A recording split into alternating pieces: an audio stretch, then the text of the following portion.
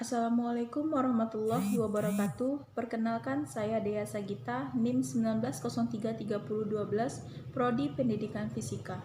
Baiklah, dalam mata kuliah Administrasi dan Supervisi Pendidikan.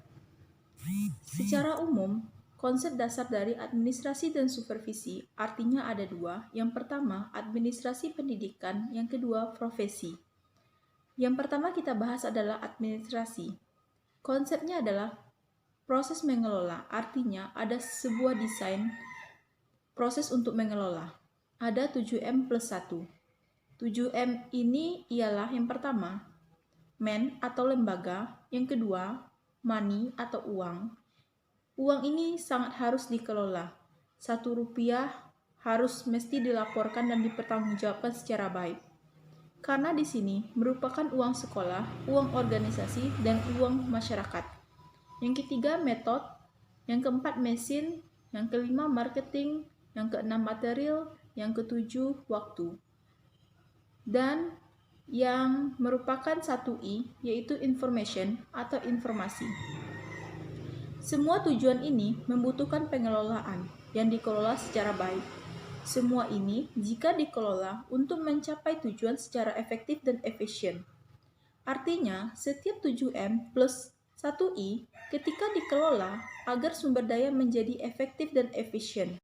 Secara konsep administrasi, dalam bahasa artinya melayani, membantu, dan memenuhi. Artinya, kalau bekerja sebagai administrasi disebut sebagai administrator, yang tugasnya melayani, membantu, dan memenuhi kebutuhan. Pelayanan prima adalah pelayanan tertinggi yang menjadi sumber kepuasan customer. Administrasi berkaitan dengan seni yang dianggap sebagai ilmu dan seni mengelola. Mengelola yang mana? Mengelola yang 7M plus 1I. Kalau tidak ada seni, semuanya akan menjadi kacau.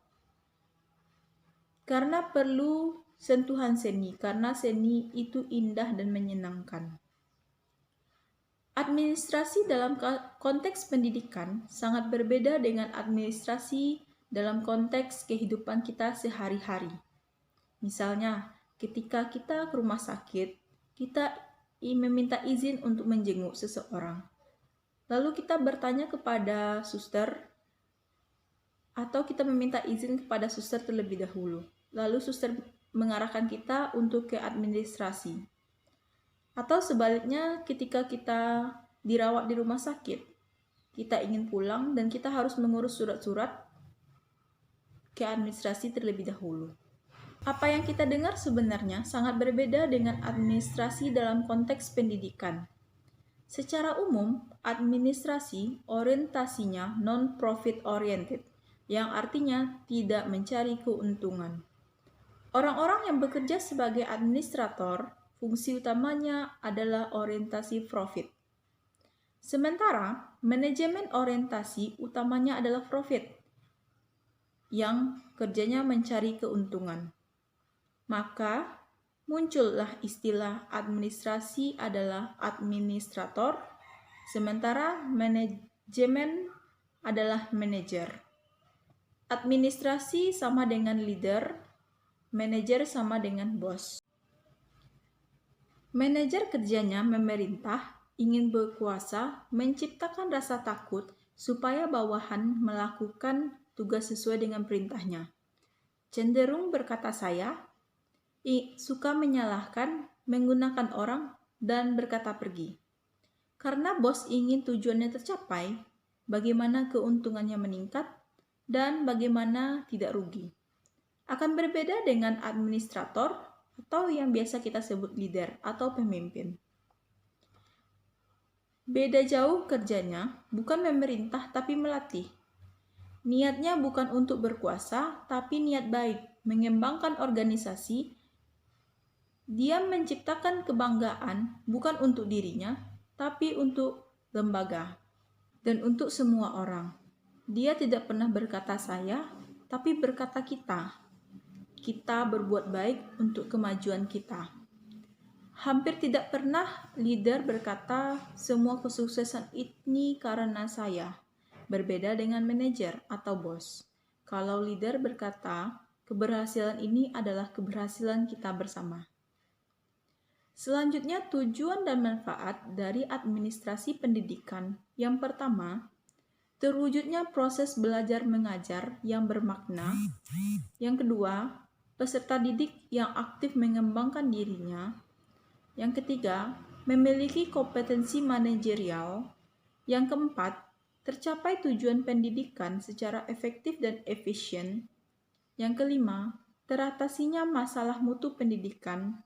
Yang keenam, perencanaan pendidikan merata, bermutu, relevan, dan akuntabel. Dan yang terakhir, meningkatkan citra positif pendidikan. Maksudnya citra positif pendidikan ialah ketika kita lulus, pantas dan layak tidak hanya di akademik saja, tetapi sosial juga harus bagus, sehingga citra positif pendidikan menjadi hebat. Selanjutnya, lingkup fungsi administrasi pendidikan dan manajemen pendidikan. Menurut Hersey and Blanchard, fungsi manajemen minimal ada 4. Yang pertama, planning. Yang kedua, organizing. Yang ketiga, controlling. Dan yang keempat, motivating. Apa yang direncanakan? Tentu terkait dengan 7M plus 1I tadi. Bagaimana merencanakannya terkait dengan 7 atau 8 ruang lingkup administrasi pendidikan. Seperti apa merencanakannya? Bagaimana mengorganisinya? Bagaimana memotivasi supaya berjalan dengan baik? Dan bagaimana kita bisa mengkontrol dengan baik? Sehingga semua hal yang kita kelola terkait dengan ruang lingkup administrasi pendidikan berjalan dengan baik. Selanjutnya, konsep dasar administrasi dan supervisi yang kedua, yaitu profesi. Tidak semua pekerjaan itu profesi. Secara bahasa, istilah profesi berasal dari bahasa Inggris, yaitu profession, dan bahasa Latin profecus, yang artinya mengakui, adanya pengakuan yang menyatakan mampu, ahli, dalam melakukan suatu pekerjaan. Sedangkan secara etimologi, profesi berarti suatu pekerjaan yang mempersyaratkan pendidikan sebagai fungsi pelakunya yang telah ditentukan. Pada pekerjaan mental, yang artinya adanya persyaratan pengetahuan teknisi sebagai instrumen untuk melakukan perbuatan praktis. Apalagi yang lain, profesi adalah suatu pekerjaan yang dalam melaksanakan tugasnya memerlukan atau menuntut keahlian menggunakan teknik serta dedikasi yang tinggi, keahlian yang didapatkan melalui pendidikan dan pelatihan khusus dalam waktu yang lama. Profesi adalah pekerjaan, namun tidak semua pekerjaan adalah profesi. Profesi mempunyai karakteristik sendiri. Ciri-ciri profesi. Yang pertama, profesi memiliki fungsi dan signifikan sosial bagi masyarakat. Yang kedua, profesi menuntut keterampilan tertentu yang diperoleh melalui proses pendidikan dan pelatihan yang cukup lama. Yang ketiga, profesi didukung oleh suatu disiplin ilmu tertentu. Yang keempat, ada kode etik organisasi yang dijadikan sebagai suatu pedoman perilaku anggota. Dan yang kelima, sebagai konsekuensi dari layanan dan prestasi yang diberikan masyarakat, maka anggota profesi secara perseorangan atau kelompok memperoleh imbalan.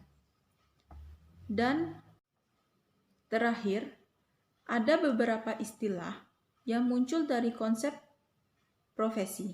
Yang pertama, profesional. Istilah profesional mempunyai 2 makna. Pertama, mengacu pada sebutan tentang orang yang menyandang suatu profesi. Yang kedua, profesionalisme. Profesionalisme sebutan yang mengacu pada sikap mental dalam bentuk komitmen dari para anggota profesi. Yang ketiga, profesionalitas. Profesionalitas sebutan terhadap kualitas sikap para anggota-anggota suatu profesi terhadap profesinya. Sekian, terima kasih. Assalamualaikum warahmatullahi wabarakatuh.